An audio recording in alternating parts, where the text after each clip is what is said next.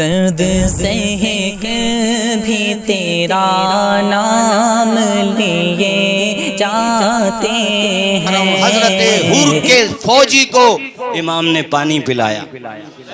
वहीं पे आऊं, चूंकि वो हमारे मेहमान खुसूसी हैं, इतना लंबा सफ़र करके तशरीफ़ लाए, इसलिए मैं बहुत तेज़ी के साथ, और अभी इंशाअल्लाह मुझे उम्मीद है कि हमारे मोहतरम ताहिर रज़ा रामपुरी जो बहुत अच्छा कलाम पढ़ते हैं माशाअल्लाह, उनकी ज़बान से भी आप यकीनन कुछ न कुछ सुनेंगे। और अभी तो इस लिहाज से मैं तेज़ी के साथ, मेरे इमाम ने बोलिए अपने दुश्मनों को भी पानी पिला दिया। बोले बोले ज़ोर से बोले जरा। सुभान अल्लाह। अब वो आए थे गिरफ्तार करने, क्यों आए थे? हुसैन इब्ने अली को।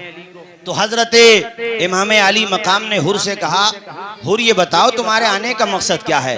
अभी ये बातचीत चली रही थी कि इतने में मेरे इमाम के खैमे की तरफ से ज़ोहर की आज़ान दी जाती है। सुकून के साथ सुनो यार, जैसे सुन रहे हो बस बैठ जाओ सुकून से। बेदारी है आप लोगों में, समझ रहा हूं मैं। ज़ोहर की आज़ान हो गई, ठीक है। तो इमाम ने हुर को बुलाया, कहा हुर ये बताओ अपनी नमाज अलग पढ़ोगे या हमारे ही साथ पढ़ लोगे? आए हाय हाय, यही तो मौका होता है बंदे के लिए इम्तिहान का। इसलिए खुदा से सआदत मांगे, या अल्लाह कभी इम्तिहान हो तो तेरी तौफीक शामिल हाल हो जाए। कितना अच्छा फैसला लिया। हुर के दिल ने कहा ड्यूटी यजीद की है मगर दिल तो हुसैन ही का है। क्या बात है, सुभान अल्लाह सुभान। दिल पे तो हुकूमत हुसैन इब्ने अली की है। हुर कहते हैं या इमाम अली मकाम, ड्यूटी रहे न रहे मगर आपके पीछे नमाज पढ़ने का मौका तो मैं छोड़ने वाला नहीं। क्या बात है। इस जुमले को समझाने के लिए थोड़ा जरा मुझे पीछे जाना पड़ेगा आपको। अल्लामा ताजुश्शरिया यहाँ तशरीफ़ लाते थे, या दीगर उलमा, हुजूर मुफ्ती आज़म हिंद आते थे, किछोचो शरीफ के बुजुर्गाने दीन भी आए, अलग अलग बारगाहों से बुजुर्गाने दीन आए। आज हमसे कोई ये कह दे आप में से कि भाई मैंने जो है मुफ्ती आज़म के पीछे नमाज पढ़ी थी, हमारा सीना चौड़ा हो जाएगा कि बड़े खुशनसीब हो, उनके पीछे नमाज पढ़ी है आपने। और अगर कोई जिसने आला हजरत के पीछे पढ़ी होगी, और अगर मैं पीछे और पीछे चला जाऊं जिसने गरीब नवाज के पीछे पढ़ी होगी, क्या बात है, क्या बात है। और जिसने गौसे आजम के पीछे पढ़ी होगी नमाज, जिसने इमाम जाफर सादिक के पीछे, ज़ैनुल आबिदीन के पीछे, मियाँ उसका हाल क्या होगा जिसने इमामों के इमाम इमाम हुसैन के पीछे नमाज। सुभान अल्लाह सुभान अल्लाह। कैसे छोड़ देते हुर मौका? हुर ने कहा नमाज तो मैं हुजूर आपके पीछे ही पढ़ूंगा। नमाज पढ़ी ज़ोहर की, पहले मुतासिर हो गए थे पानी पिलाने से, और जो कुछ बचा था दिल में वो ख़त्म कर दिया हुसैन ने नमाज पढ़ाने से। क्या बात है, क्या बात है। आए थे गिरफ्तार करने, खुद गिरफ्तार हो गए मोहब्बत में। मगर कहा हुजूर मेरी मजबूरी समझें, मेरी मजबूरी ये है कि मैं सस्पेंड कर दिया जाऊंगा, इसलिए मदीने तो मैं वापस नहीं जाने देता। ऐसा करो, ऐसा रास्ता चुन लो जो दमिश्क भी ना जाता हो, और जो ये मतलब ऐसा रास्ता चुनो जो जिस तरफ जा रहे हो उस तरफ ना जाओ, कोई बीच का रास्ता चुन लो। इतने में कोई ऑर्डर आएगा तो देखा जाएगा। ये काफिला चलता चला जा रहा है, यहाँ तक कि जनाब वाला नैनवा के मकाम पे जब पहुँचे तो उबैदुल्लाह इब्ने ज़ियाद की तरफ से ख़त आया। उसमें लिखा था हुसैन इब्ने अली को चटियल मैदान पे उतारो।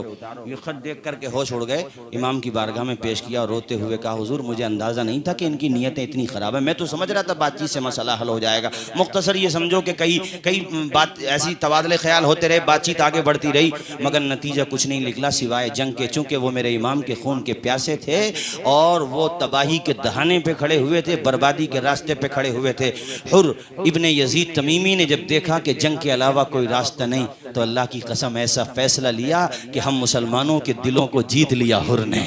आज तक आबाद हैं उनकी मोहब्बत से हमारे दिल, और जब भी जिक्र होता है दास्ताने करबला का, किसी न किसी एंगल से जिक्र हुर का भी आ ही जाता है। अल्लाह अकबर कबीरा। हजरत हुर ने कितना बेहतरीन फैसला लिया। हुर के माथे पे पसीना, पसीने में भीग गए। तो इन्हीं की फौज में एक बंदा जिसका नाम औस बिन मुहाजिर या मुहाजिर बिन औस, वो कहता हुर तेरी तो बहादुरी के तंतने हैं, बड़ा शहसवार है जंग में, जिस जंग में जाता है किश्तों के पुश्ते लगा देता है, अपनी छाप छोड़ के आता है। आज तक तेरे अंदर ये डर नहीं देखा गया, बल्कि तेरी तो हैबत के परचम लहरा रहे हैं। आज तुझे क्या हो गया? तो हजरत हुर ने कहा था ए यजीदियो, ये ना समझो कि ये पसीना मुझे खौफ की वजह से आ रहा है, बल्कि आखिरत के डर की वजह से आ रहा है। चूंकि मैं जिधर खड़ा हूं उधर जहन्नम दहक रही है, और जिधर हुसैन खड़े हैं उधर जन्नत की बहारें नजर आ रही हैं। इससे एक पैगाम आगे बढ़ने से पहले ये देना चाहूँगा कि ज़िंदगी में कभी ऐसा मौका आ जाए कि मौत और ज़िंदगी को चुनना पड़े और रास्ता ऐसा हो जो तुम्हें जहन्नम की तरफ ले जा रहा हो, दूसरा रास्ता ऐसा हो जो तुम्हें जेल के पीछे या फांसी के फंदे तक ले जा रहा हो, जामे शहादत तक, तो उस मौके पे प्यारे हजरत हुर का तसव्वुर निगाहों में ज़रूर रखना और ये बात बिठा लेना कि अब अगर हम गलत रास्ते पे चले जाएं तो मौत से तो फिर भी नहीं बच पाएंगे। बताओ कौन बचा मौत से? क्या बाद में अमर इब्ने साद न मरा, शिम्र न मरा, खुद यजीद न मरा? मगर बताओ जिंदा कौन है? शिम्र जिंदा है या हुर जिंदा है? खुद फैसला करो कौन जिंदा है। इसलिए अगर जिंदों में रहना चाहते हो तो फिर उनका रास्ता भी अपना। बेशक सुभान अल्लाह। कभी परेशानी आ सकती है, आ सकती है परेशानियां, तो आप देख ही रहे हो, इशारों में समझो बात। कुछ भी परेशानी आ सकती है, लेकिन बात शरीयत के तहफ़्फ़ुज़ की आ जाए तो मेरे भारत के कॉन्स्टिट्यूशन ने, दस्तूर असासी ने मुझे बिल्कुल इजाज़त दी है कि मैं अपनी आन बान शान, अपने तशख़्ख़ुस, अपनी तमाम मजहबी आज़ादी के साथ दस्तूर हिंद के मुताबिक ज़िंदगी गुजारने का रवादार हूँ। मुझे कोई इसके अगेंस्ट बाई फोर्स रोक नहीं सकता, चूँकि हमारे भारत के संविधान ने हमें परमिट दिया हुआ है, लिहाजा हमें रोका नहीं जा सकता। तो ये जज्बा हमारे दिल में होना चाहिए। यार हुसैनी हो तो जज्बा भी तो दिखाना पड़ेगा ना। ये बताओ बात है। सुभान अल्लाह। भाई एक वो मैंने देखा, काफी वायरल हुई वो खबर, एक बच्ची को प्राइज मिलने वाला था, माशाल्लाह वो अपने स्कूल में टॉप करती है और अखबार में भी आई है खबर, कई साल पुरानी है, मैंने तकरीरों में सुनाई भी है, हो सकता है आपने सुनी भी हो। तो आप देख रहे हैं इस वक्त की जो आइडियोलॉजी है, वो आप समझ सकते हैं मेरी बात में क्या कहना चाह रहा हूँ। तो जब वो डाइस पे गई तो अल्लाह अकबर, देखो बच्ची, घर की तरबियत का असर होता है। जब माएँ कनीज़ाने फातिमा ज़हरा होती है ना, तो बेटियां कनीज़ाने ज़ैनब बनती हैं। बेशक सुभान अल्लाह। पर्दे के तशख़्ख़ुस के साथ, इस्लामी लिबास के साथ वो पहुंची डाइस पे, तो थे एक वहां पर ऐन गैन थे, उन्होंने कहा ये तो दुरुस्त नहीं है, ये लीगल नहीं है, यूनिफॉर्म के खिलाफ है। तो बच्ची ने पहले कॉन्स्टिट्यूशन के दायरे में बात की और कहा सर, जब आपको अपनी मजहबी रवादारी के लिहाज से जीने का हक है तो इसी भारत में मुझे भी हक है। क्या बात है। बेशक एज ए सुप्रीम कोर्ट देख लो और एज ए कॉन्स्टिट्यूशन देख लो, तो वो झुंझला करके कहता है कि अगर इतनी ही बातें बनाती हो तो सुनो, फिर जाओ यहां से, तुम्हें प्राइज नहीं मिलेगा।